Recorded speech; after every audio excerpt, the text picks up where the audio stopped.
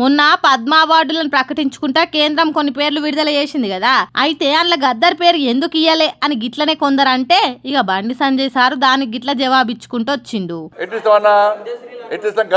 చెప్పండి అని భావజాలం ఏంది? ఎంతమంది భారతీయ జనతా పార్టీ కార్యకర్తలను మర్డర్ చేసిన వ్యక్తులు ఆయన ఎట్టిస్తాం మేము?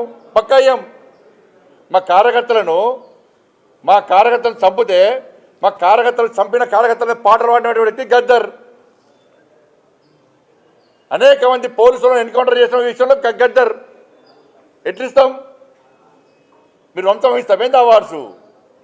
భయపడే ప్రసక్తి లేదు, వెనుకపోయే ప్రసక్తి లేదు.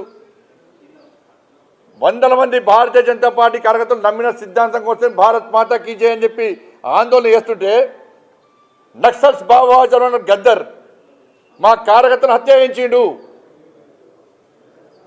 ఎన్ఐఏ ఎంక్వైరీ చేసింది గద్దర్ గారి మీద. అనేక మంది పోలీసులను ఎన్కౌంటర్ పేరుతో మర్డర్ చేసిండు. అటువంటి వ్యక్తిని ఏ విధంగా పంపుతారు ఇవాళ?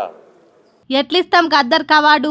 ఆయన భావజాలం ఏంది? ఎంతో మంది భారతీయ జనతా పార్టీ నేతలను చంపిన వాళ్ళ గద్దర్ ఒకడు. ఎంతో మంది మా కార్యకర్తలను చంపితే పాటలు పాడిండు. బరాబరియం వెనుక కోయి అసలు భయపడే ప్రసక్తి లేదు. ఏం చేసుకుంటారో చేసుకోరి అని సూటిగా అత్తగేసి చెప్తుండు. మా కార్యకర్తను చంపినప్పుడు ఏఎన్ఐ వచ్చి ఎంక్వైరీ చేస్తే గద్దర్ పేరు కూడా తేలిందన్లా. అసొంటోన్కి అవార్డు ఎట్లిస్తాం?